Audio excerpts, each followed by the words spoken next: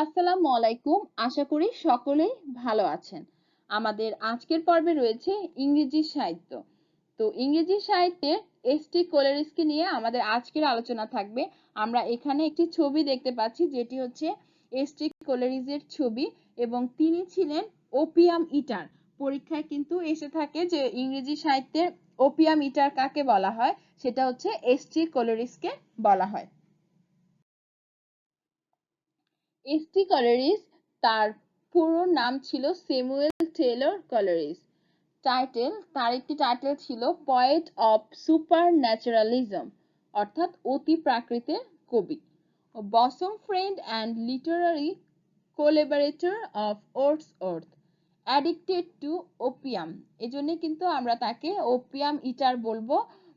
অর্থাৎ এখানে কিন্তু কিটসও আফিম খেতেন, তবে যদি পরীক্ষায় আসে যে ওপিয়াম ইটার কে, তখন কিন্তু আমাদেরকে কোলেরিজ দিতে হবে। তিনি আসলে কিছু ছোটবেলায় কিছু রোগে ভুগছিলেন, অর্থাৎ যখন তার বাত জ্বর এবং হচ্ছে বাইপোলার ডিসঅর্ডার এই রোগগুলোতে ভুগছিলেন এবং সেসব অসুস্থতার কারণে তাকে আফিমের আড়ক দিয়ে চিকিৎসা করা হয়েছিল এবং যার কারণে তিনি এই চিকিৎসাটা নিতে নিতে একটা পর্যায়ে গিয়ে তার পুরো জীবনে তিনি আসলে আফিমের প্রতি আসক্ত হয়ে যান এবং এই আফিমের আসক্তিটা তার সারা জীবন ধরে প্রতিপালিত হচ্ছিল। এরপর যে প্রশ্নটা রয়েছে, Coleridge romantic poet and lake district poet. এখানে রোমান্টিক পয়েট এবং লেক ডিস্ট্রিক্ট পয়েট এই দুটো ইনফরমেশন কিন্তু খুবই গুরুত্বপূর্ণ। বিশেষ করে একটা বিসিএস এ এসেছে যে লেক ডিস্ট্রিক্ট পয়েট বা রোমান্টিক পয়েট ইংরেজি সাহিত্যে কে, তখন কিন্তু হবে এস.টি. কোলেরিজ। এস.টি. কোলেরিজের ফেমাস বুকগুলোর মধ্যে বায়োগ্রাফিয়া লিটারেরিয়া, এটি একটি সমালোচনামূলক গ্রন্থ এবং তার কবিতা পাঠ করলে পাঠকের মনে উইলিং সাসপেনশন অফ ডিসবিলিফ তৈরি হয়, অর্থাৎ পাঠক অবিশ্বাস্য বিষয়কে বিশ্বাস করতে শুরু করে। কবি জন কিটস সম্পর্কে কোলেরিজ বলেছিলেন, Keats was a great. Famous poems of Coleridge, The Rime of the Ancient Mariner। এই কবিতায় অ্যালবাট্রস পাখির কথা বলা হয়েছে এবং তার আরো একটি famous poem Kubla Khan, a romantic poem, স্বপ্নে পাওয়া একটা অসম্পূর্ণ কবিতা, যেটা হচ্ছে তার মঙ্গল শাসক ও চীনের যে সম্রাট কুবলা খানের গ্রীষ্মকালীন প্রাসাদ জানাডুর একটি বর্ণনা পড়ার পর এক রাতে আফিম খেয়ে ঘুমানোর পরে তিনি এটি স্বপ্নে দেখেন। তারপর আরো একটি বই রয়েছে ডিজেকশন অ্যান্ড অড। এরপর 4 নম্বরে আমরা দেখতে পাচ্ছি ক্রিস্টাবেল।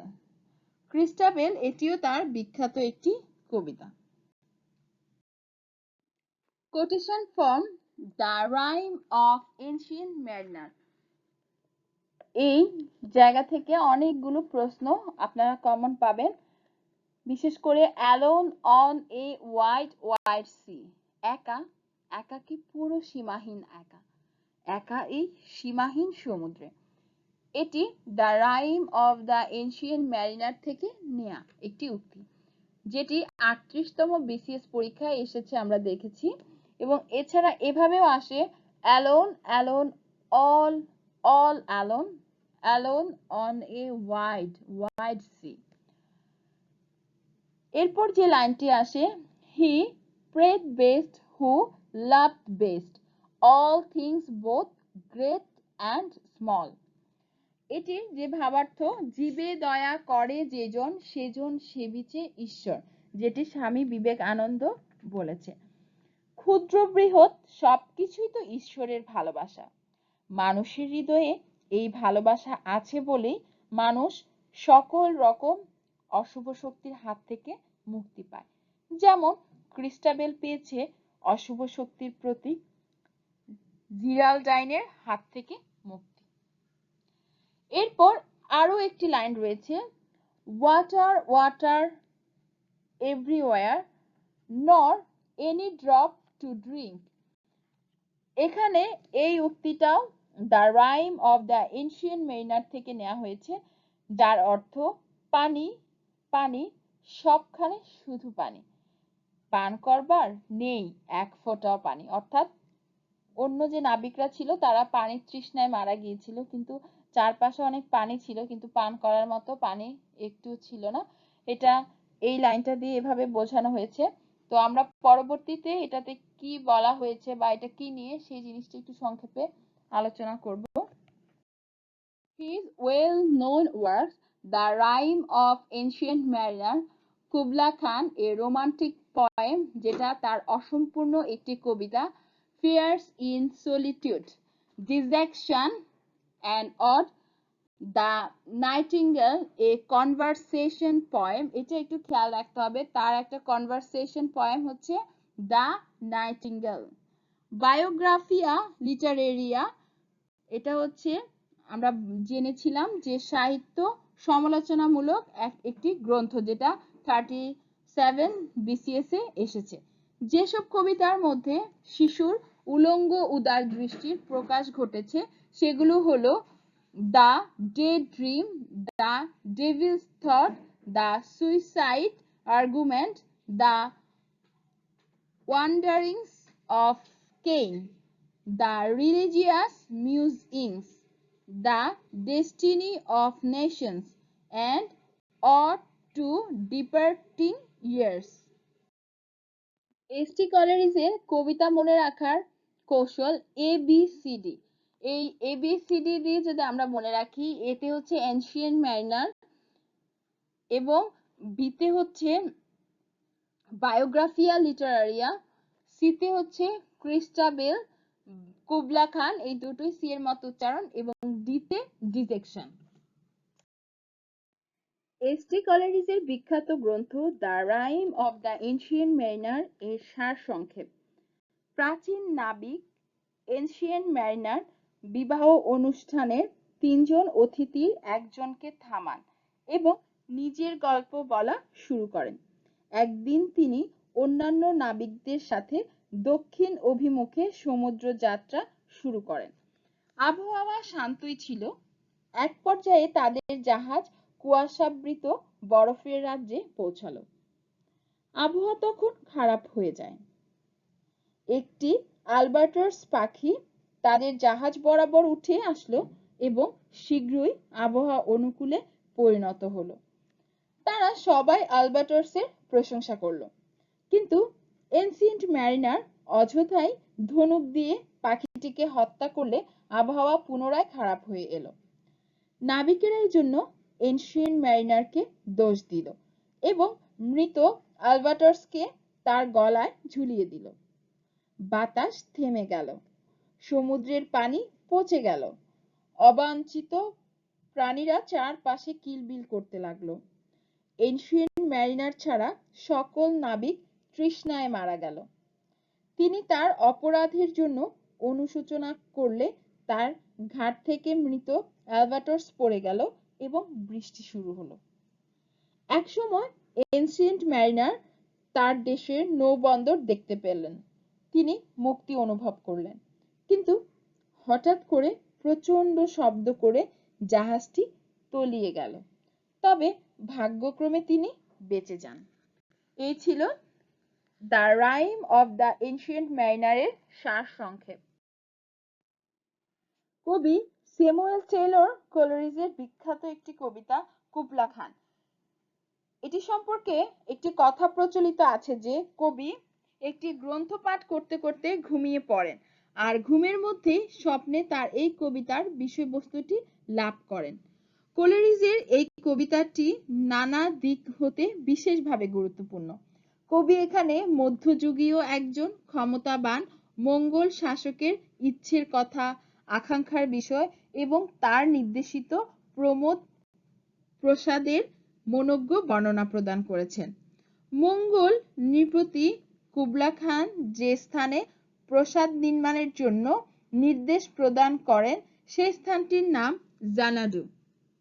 নির্দেশিত প্রাসাদ পরিকল্পনা যেন অসাধারণ।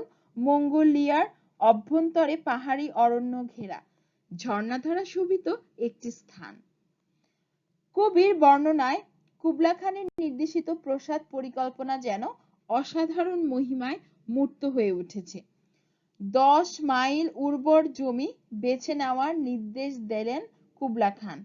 নিচ দিকে গুহা কেটে তৈরি করা হবে এ ঝর্ণা, যা সাধারণ মানুষ অনুমান করতে সমর্থ হবে না। এই ঝর্ণাধারার পানি শেষে গিয়ে পতিত হবে অন্ধকার দূর সমুদ্রে। প্রমোদ প্রাসাদটির চারপাশে দেয়াল দ্বারা ঘেরা থাকবে, আরো থাকবে চারপাশ ঘিরে সুগন্ধি পুষ্পরাজির বাগিচা। থাকবে দেবদারু বৃক্ষের ছাওয়া, পাহাড়ি ঢালুপথে নেমে আসা পাহাড়ি ঝর্ণা। ক্ষীণ চাঁদের আলোয় যেখানে দৈত্যী প্রেমে মত্ত রমণী কেঁদে কেঁদে ফিরে তার দানব প্রেমিকার তরে। কবির দৃষ্টিতে স্থানটি একসাথে পরম রমণীয় আর ভয়ঙ্কর।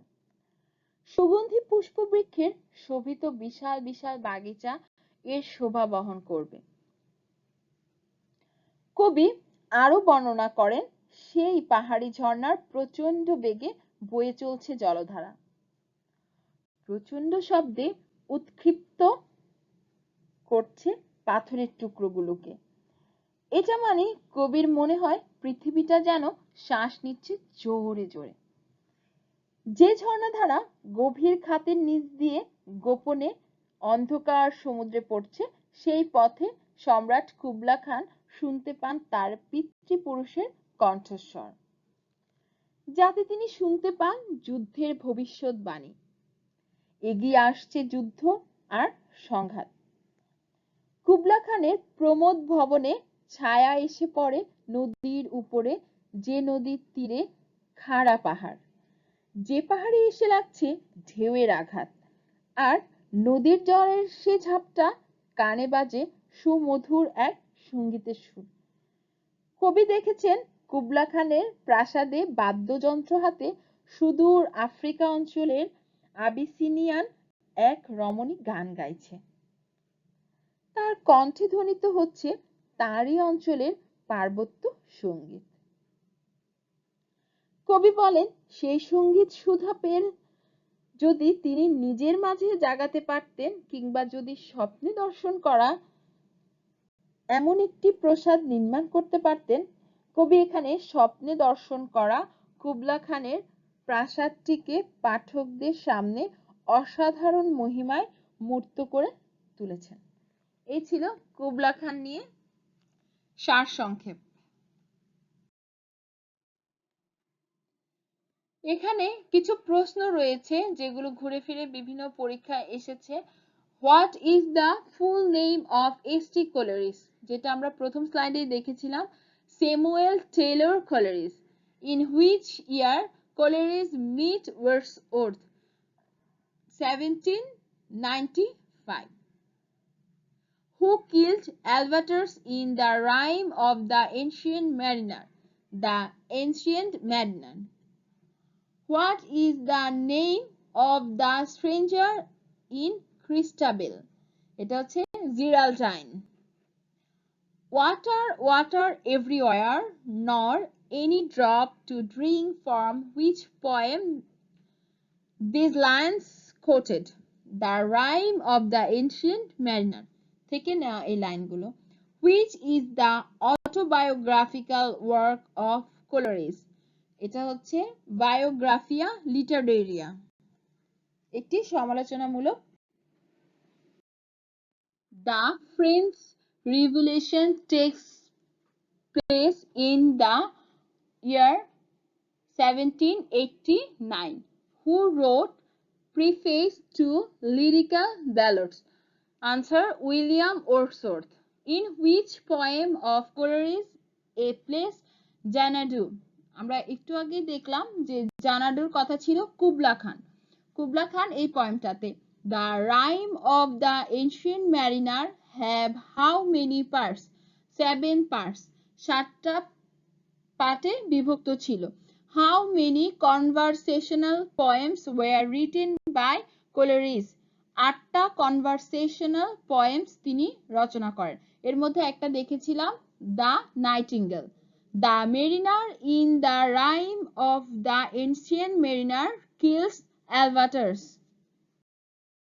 The phrase willing suspension of disbelief is applied to Coleridge's poems on supernatural themes, in which poem Coleridge refers to my shaping spirit of imagination, dissection, and odd. Into how many parts is Christabel divided? 2 parts.